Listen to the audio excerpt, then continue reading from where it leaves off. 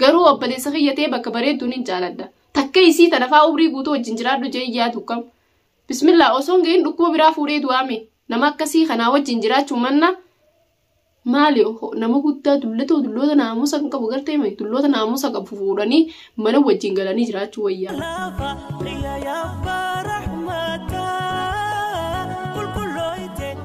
warahmatullahi wabarakatuh kabajamtoota fi hordoftoota khiyyaa arraan tanaa isinii deebiitiin jira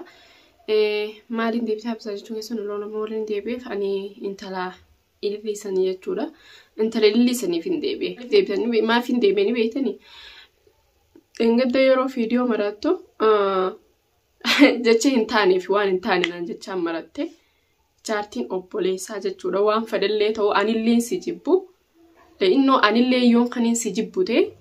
dirqama waan jaartii obboleessa kiyyaateef if kabajuu qabda siigalee innoo jecha takkaas hin jeen beekan as keessatti garuu si jibbuun kiyya beekamaadha siin fedha takkaas hin jeen beekan silleen fedhu dhugaadha garuu ammoo silaa if kabajjee hagamta akka namni kun callarraa ja'a sodaami beeki kabajaadha jireenya keenya biyya namaa keessa jirru kana kabanya garuu bakka ati jirtu sanitti deemneeti si wajjin wal faamuu dadhabneeti miti garuu ammoo qoyme wanni abbaan jaalate rijijjiinuu dalluudhaa jaanii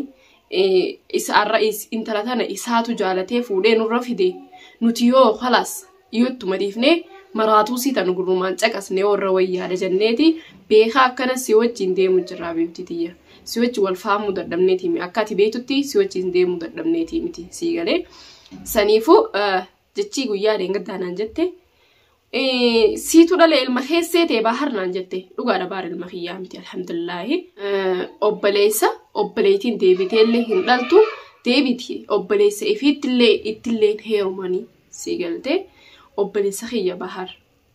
abbaa tokko haadha tokko turu dhale sii galee saniifu ililli if kabajuu qabda maaliif if kabajuu qabdani beektaa ani baaritti siimachuu dadhabeeti miti baarii intala jaartii teenarraa qabadhu jechuun dadhabeeti miti garuutu ammoo tartakka si dubbadheetiin yoo ni finarraa gad cabuu dhabde obboleettiitii akka ati narraa gad cabtuun si godha sii galee arrallee borullee ganaafillee tasnim ni fuudhaa miti ni fuudha baar ni fuudhaa miti ni fuudha garuu ammoo maa fuudha jettee ati talooltu wallahi namuma girgiddaa kanaan lolu jiru si galee girgiddaan kun gizee lolanii nama jalaanii dubbata namuma girgiddaa kanaan lolu jiru jechuudha ati saniifu girgiddaan hin lolin namni si wajjin lola dhiisee jira lola sammuu eegallee abiibtitiyya si wajjin baqbaqbaqbu jennee afaan banaallee qilleensa afaan himna kuu dhiisnee jirra maali ni beektaa asniim intala kabajaa qabdu intala darajaa qabdu kaleellee viidiyoo sii maxxanseen ture agarte mush nama biraatiin maxxansine atummaan akka agartuu fi maxxanse agartee turte tasniim niin jaaladhaa ani bahar jaalallisaan keessa jirti yoo baarummaan jaalala naa fayyame arrallee burullee ittiin heerumaa jettee jirti saniifuu ammoo waan akka ta'etti tana garaa gubnees garaa gubaannes faayidaan nuti harkannu takka hin jiru garuu ammoo bahar si gubba fuudhuun beekamaadha si gubba fuudhuun nuu miti nama hundaa jaa hordoftoonni kiyyaa hojjechaa jira hordoftoonni isaanummaan si jibban oromummaan guutuun si jibbitee jirti intala akkana eessumaa oromummaa dhalee jechuu jirti sii galee oromummaa sabummaa maqaa balleessite ati nama sabaa maqaa balleessu jiru saniifu ati amma ni beektaa nagiya afaan kee qilleenseef hin naqin bakka jettee lallabdee as utaaltee jitaalte atiitu intala filaashii miti midhaa sanii tasniim cinaa ba'e mush filaash guddaadha mee filaash guddaa san dhiisiti mitmiddaa gartee mitmiddaanii garaa si guba kajette san mitmiddaa saniin tasniim cinaa ba'e guyyaa san dhalummaa kee anaatu sii guddeetamaa saniifuu waan biraa waan isiin jiru tokko hin qabu tasniim raayis gabbu'i adoo hailuma keenya guuturraa gabbu'i habiibti walaa fatiyaa jettamu walaa tasniim jettamu walaa hafiizaa jettamu bahar ammoo itti fuudhuun keenya itti fuudhuudha garuu ammoo ati way miskiina wallahi ati nis gowwaadha sii galee ati nis gowwaadha baqaraa warii gartee warii gowwaa warii khajaan suni ati maali ni beektaa silaa gowwaa ta'uu baatte nuun loluun qabdu sii galee nuun loluu hin qabdu nu wajjin guddigii seenuu hin qabdu sii galee nutti as deebiteeti marii nu wajji gaggeessuu turte malee arrallee borullee baartii fuudhagaa loltees lolu baattees iyyitees iyyuu baattees hoflitees hoflu baattees baar dirqama fuudha garuu ati naguma dibbeetumtee hatta fatiyaanillee baar ilma keesseetee ni dhalte baar ilma siitii miti hatta ilma kiyyallee miti ilma siillee miti baar fatiyaani fuudhe takkaffalaan biyya namaa tana keessatti haati isaa biran jirtu fatiyaatu haadhaaf siigalee bakkaan an obboleettii isaa biran jirretti fatiyaatu obboleettiif siigalee bakka jaartiitiin jaartummaadhaa taatiif siigalee saniifuu fatiyaan jechuun bahariif waa hedduu taati jaartiin jaarsaaf waa hedduu taati ilma taati haadha taatiif jaartii taatiif obboleettii taatiif biyya namaa keessatti biitii itti akkasitti naggarteemi obboleessa jaartii intalaati wajjin gurdirii itti deeman Itoophiyaadha laannoo biyya fiiti biyya inni isa haadha isaa bira jiru siigalee xurii isaa hammeenya isaa huqqina isaa fokkina isaa hunda kana marratti arku dhugaadha jaartii ta'ee garuu ammoo haadha bakka haati san hin jirrettoo jaartumee fiitu namarraa waan bareedaa laala siigalee ati waan bareedaa sanii miti wooma takkaa humbeeytu ati siigalee mi wohuma takka wallaahi laazim ati ana biratti jechuudha makaddaan tun akkami hatta bahar birattu makaddaan tun akkami gartee mi waan ta'a makaddumatan makaddaan tun afaan dubbatti qabaatee ni dubbatti hin dubbattu deebi ammaasis jaarsa fi silaanii fi akka jaarsa fi jettee social media gubbaa ol baatee afaan bantu kanatti jaarsummaa kee beeyte bira gabbuuteeti maaltu irraa fokkotaa maaltu irraa bareedaa uffanni isaa xuraa'e uffanni isaa xuraa'e qaamni isaa xuraa'e qaamni isaa xuraa'e rifeensi isaa meerine jaarsa kee irraa eegda siigalee waan ati waan tana taateef makaddaa tana taateefu jaarsa kee quba hin qabne siigalee saniifu akkuma jaarsa kee quba hin qabnetti akkuma uummata akka jireenya kanarraa uummata akka quba hin qabnetti akkasuma maqaa namaatis hin beekin namaas quba hin qabaatin bakkuma jirtu san taa'e siigalee manuma arabaa san mana kee rabbi si haa godhuchuma taa'e maaliif ni beektaa dhalaan takkaffaa intala namaati lammaffaa takkaffaa lal intala namaati lammaffaa jaartii namaati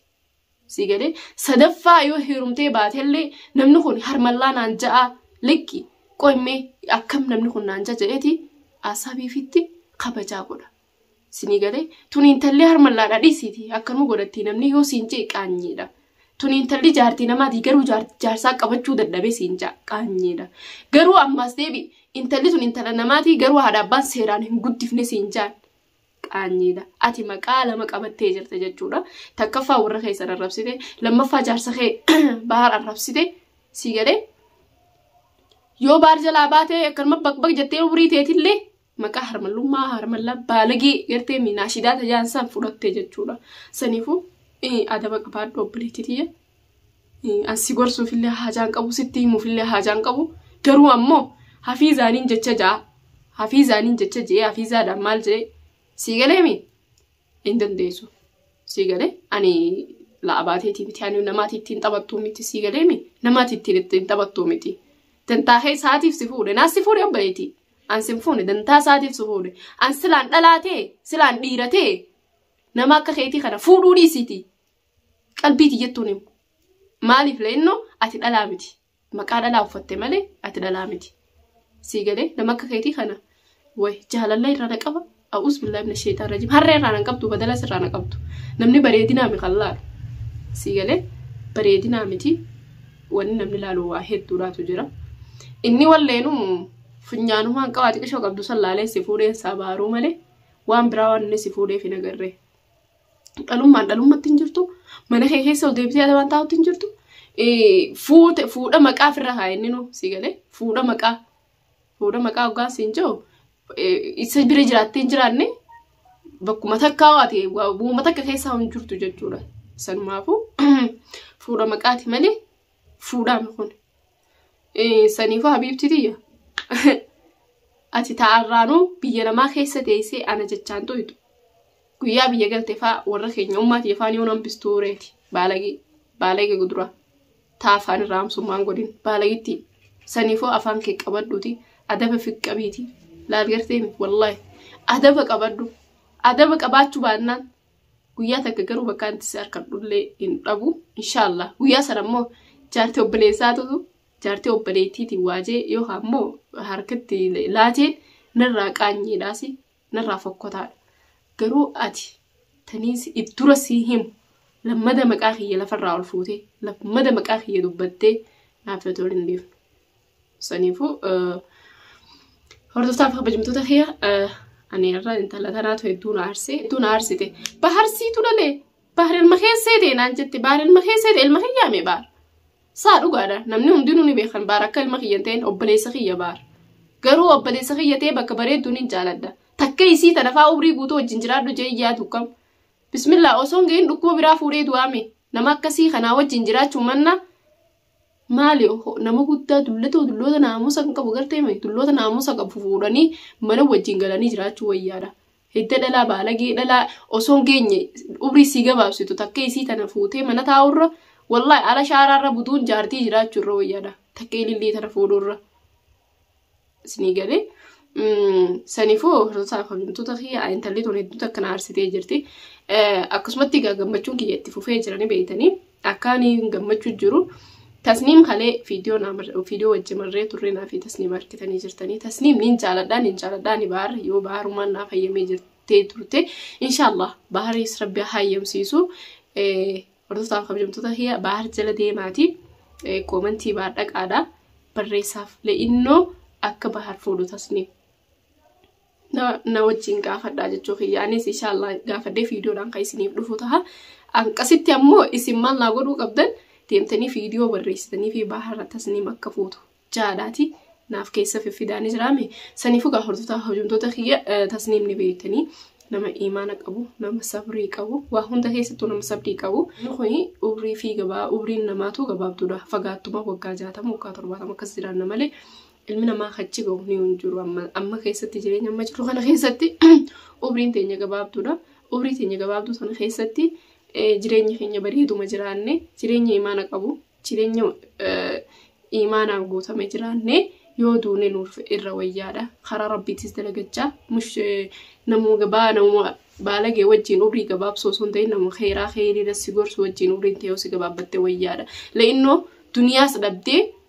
akhiras dhabuun kasaaraadha. Kasaaraa biyya lama rabbiin ummudini. Saniifuu ililli dislike ililli gad deebisnee jirra dislike goonee jirra. Tasniim ammoo laayikii qabdi. Inshaallah saniifuu hordoftoota kabajamtoota kiyya viidiyoo biraatiin hanga walitti deebinutti nagayaan naa turaadhaa. Warreen hanga viidiyoo tanaatti na dhaggeeffattanii na wajjin turtanillee baay'ee takka galatoomaadhaa isiniin jaaladha. Warra jireenya biyya lamaa dhabee miti warra jireenya biyya ka duniyaa dhabnillee ka akhiraa harkatu rabbinu haa godhu. Isin cuftii warreen biyya namaa keessa jirtanis dunuun barbaada biyya namaa keessa baanee